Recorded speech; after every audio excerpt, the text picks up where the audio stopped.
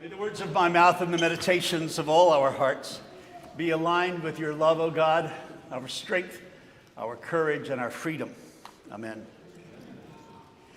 Well, obviously, I want to reflect today about going into the deep waters, which is what the gospel lesson is all about. Going to the deep waters to catch more fish and to become catchers of people, although we'll unpack that. And from the epistle, how important it is when we go to the deep waters to count on God's grace, accomplishing a new chapter, calling us to a new vocation. Deep waters are where Jesus tells Simon Peter to take his boat for fishing. That can symbolize many things in our lives. But first, it's important to note that Jesus did this call to go out to the deep waters at the end of the day as he was seeing Peter and his colleagues in their family business, packing it in for the day, washing the nets, putting them away. And Jesus tells Peter to go back out, this time go into deep waters. And Peter whines, which Peter is prone to do in the New Testament. And then I think Jesus probably lifted his eyebrow, and Peter said, okay, go in. And they went out to the deep waters. And they had so many fish in those nets that the boats almost sank. Deep waters are really important in life. I'm sure that everybody in this room has had experience with deep waters. It can be scary. To quote the doctors for Christian Wyman in an article I recently read about this wonderful poet. Well, before I tell you the definition of deep waters for his doctors, let me just say that when he was 39, he was diagnosed with a rare form of lymphoma. And he was told that probably he would die within 6 months. Now it's been more than 20 years. And it's because the doctors said, from time to time to time, we've moved beyond the edge of knowledge. That may be why we don't like deep waters, because they move us beyond the edge of our knowledge, beyond the edge of our maps. And maps never match the terrain. But these doctors, they stayed on the edge of knowledge, and they kept finding a new treatment and then another treatment and another treatment. And he's still with us 20 years later. Another example is that this entire faith community of St. Paul's is about to enter deep waters in our search for our new rector. The search committee has finished a beautiful and stunning parish profile. Can't wait for you to see it. It is really breathtakingly beautiful. And once it's printed and set out on the internet, the search committee will go into deep, deep waters with several priest candidates. As someone who has been interviewed 6 different times for a rector position, I know something about deep waters in interviews with the search committee. But everyone who's involved has to enter deep waters, tell deep and intimate and candid stories, reflect, pray, and wonder about whether this is a real call. Our nation is in deep waters. As we examine the impact of current decisions on Jesus' call to understand the least of these as none other than Christ himself. If you do it or don't do it to the least of these, you've done it or not done it to me. I often, in my role as priest, am called to enter into deep waters with families, relationships between friends and colleagues. Yesterday at the diocesan convention, our diocesan bishop talked about the deep waters that the church is in. Just to quote one paragraph.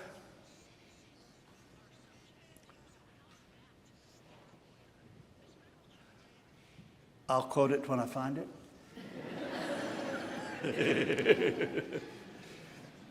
In any case, he says we're in trouble in the church, and we've got to reinvent church. We'll come back to that. So, there's no doubt in my mind that life with Jesus is not only filled with love, wonder, and praise and glory, but life with Jesus also means being called into deep waters. Now, two things are going on about the transmission of faith in this story, which I loved unpacking with some commentators. The story begins with Jesus teaching the faith. Now, we who've been in church education, now called church formation for a long time, talk about two ways of transmitting faith. Faith, as the old saying goes, faith is not taught but caught. That's a little dualistic for me. I think faith is taught and caught. But the two different transmissions of the faith are really lifted up in contrast in this story, because Jesus begins by getting into the boat and teaching the faith, and he goes out even further as crowds gather so that they can hear him, and he does that some more. And then he switches from teaching faith to catching faith. And that's where deep waters come into play. Jesus let those disciples catch his faith, which is faith that's always in deep waters. What happens? Well, I like to kind of see if I can find any scientific research to illustrate something that's in the Bible. And I'm happy to report that I think there's some real scientific stuff about catching faith, or catching the divine light. Now, the theme of all my sermons since the beginning of Advent really has to do with this beam of light in this, my favorite stained glass window. In my mind, it's the most prominent actor in that piece of art. And that beam of light comes down from heaven and comes into the face of St. Paul, who has been known as Saul. And that divine light is the same divine light that became tangible in the baby Jesus. It's the same light that drew the Magi to Bethlehem. It's the same light that came in Jesus' baptism and said, "This is my beloved Son in whom I'm well pleased." It is the light that I like to call the light of beloved energy-ness. It is a light that is in absolutely everyone. We've been studying Greg Boyle, and he is in love with Meister Eckhart, who proposed the notion of God quite at odds with the church's thinking. Eckhart was condemned a week after he died. The church tried to maintain an image of the distant and aloof, unapproachable God. And Eckhart insisted that the God we actually have was saying to us clearly, "Approach, come closer. Let me take you by the hand." So Boyle says, life is about aligning the compass of our hearts with the energy of this God. And we find the God of intimate welcome, generous hospitality, the God of forgiveness. This God does not want to bash us. This God allows us to live in the immediacy of wonder.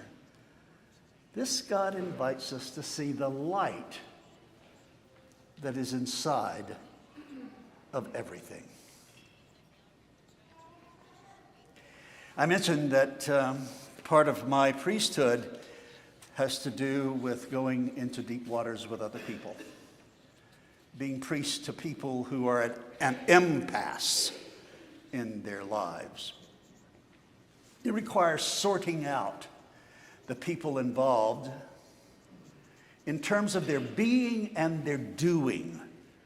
That's deep waters. When you look at another person with whom you are really having difficulty,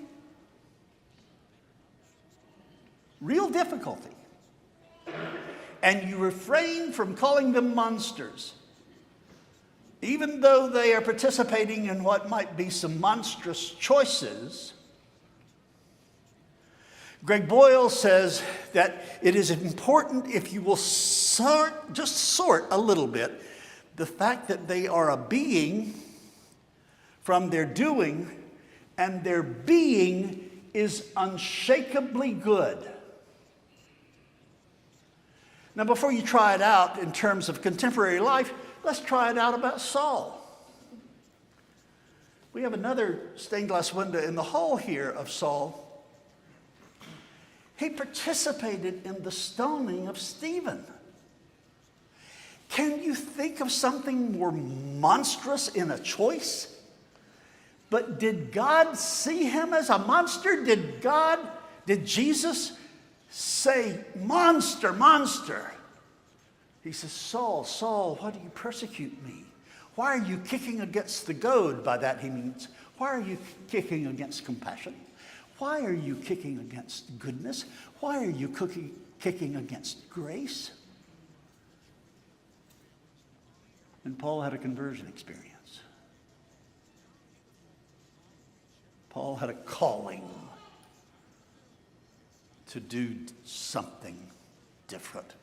So let's please hear an invitation in this sermon. And it's an invitation that I'm feeling, particularly in the deep waters in which I think we're all living, to sort out somebody's being from their doing. Several times when I've worked with people who are at impasse and they sort out the beingness from the doing, then once all of that has safely happened and I can see through tears or ahas or other body language that they're getting it, then I say, now, you don't have to work to figure out the solution. That's Grace's job. Your job was to make sure that the person you're tempted to call monster is unshakably good. Yesterday I watched a wonderful celebration of Absalom Jones. His feast day is tomorrow. He was the first black priest in the Episcopal Church. Great model, exemplar. And one of the songs was, "Over my head, I hear music in the air. Over my head, I hear music in the air. Over my head, I hear music in the air. There must be a God somewhere." Now, I really do like to see if there's some science under this business of being caught by love, so that you begin to catch other people in the web or nets of love. I've talked about this with a lot of people. Heart Math is a wonderful place that I like to go. And Heart Math shows that 7 feet around each one of us is a magnetic force field of vibrations. And these particular people say that when there is coherence between your enskulled brain, the brain around your heart, which has the same neurological architecture as this brain does, and when these two are in alignment with this brain, your gut brain, that you have coherence, and this force field changes so that when somebody comes within 5 to 7 feet of you, they feel your coherence, the vibration of your coherence, that you are grace-based, that you are love-based, not demonization-based. And then there's a meme that somebody invented just to illustrate the science that I tried to convey. It has 3 or 4 frames. One is a frame of caricatures of people. They all are bland, they're colored the same color. The next frame has a person who steps into the bland gathering of caricatures. But this person has light emanating from their body. That light. The next frame, that person is not the only one who's emitting light, but 2 or 3 people around that person, they've gone from blandness to brightness. And then the last frame, the whole doggone group are glowing with luminous brilliance. I really think that that is the invitation of Jesus sending us in to deep waters.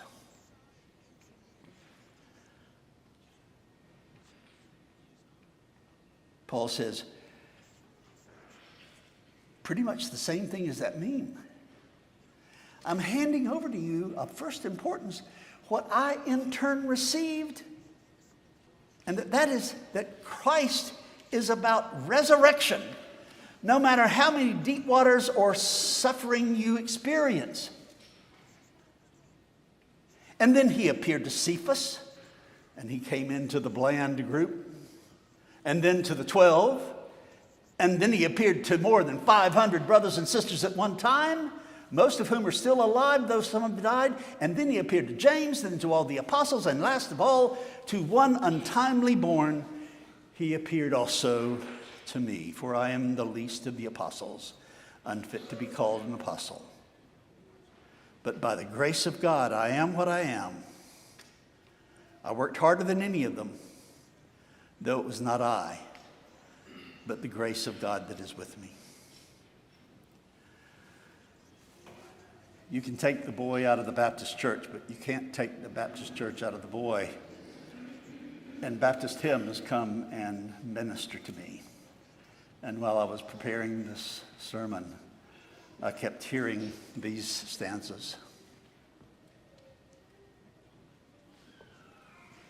When through the deep waters I call you to go,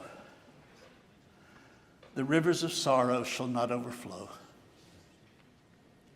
For I will be with thee, thy troubles to bless and sanctify to thee thy deepest distress. When through fiery trials thy pathway shall lie, my grace, all sufficient, shall be thy supply. The flame shall not hurt thee, I only design thy dross to consume, and thy gold to refine. Well, I'll just make up what I remember the bishop said yesterday. The church is going through refinement. The country is going through refinement. And our lives are going through refinement. And that means we have to go out to deep waters.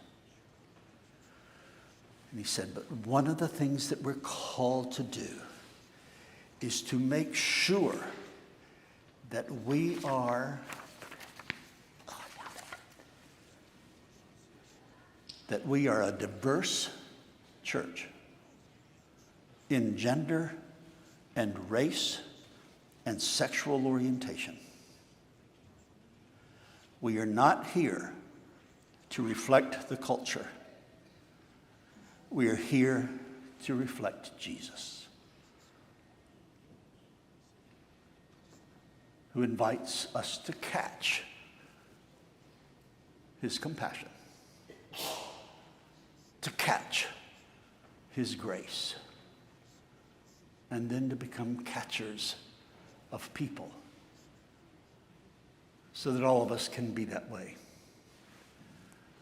So I end with the question that Isaiah heard in the temple. Isaiah, will you go?